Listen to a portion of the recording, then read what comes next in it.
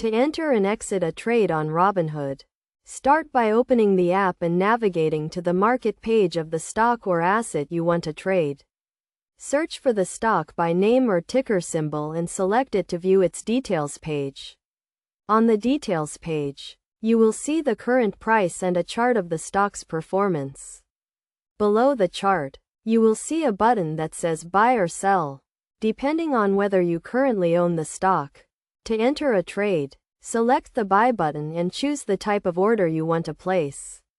You can choose from a market order, which will execute immediately at the current market price, or a limit order, which will execute at a specific price you set. Enter the number of shares you want to buy and confirm your order. You will see a summary of your trade, including the total cost and any fees. Review the information carefully and confirm the trade.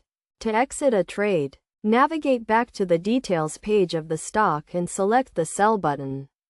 You will see the current price of the stock and the number of shares you own. Choose the type of order you want to place, either market or limit, and enter the number of shares you want to sell. Confirm your order and review the summary of your trade, including the total proceeds and any fees. Once you confirm the trade, it will be executed and the funds will be added to your account. It is essential to have a clear understanding of your investment goals and risk tolerance before entering or exiting a trade.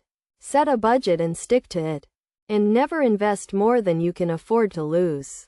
Additionally, consider setting stop-loss orders to limit your potential losses if the trade does not go in your favor. A stop-loss order will automatically sell your shares if the stock price falls below a certain level. By following these steps and using the tools and features available on Robinhood, you can enter and exit trades with confidence and make informed investment decisions.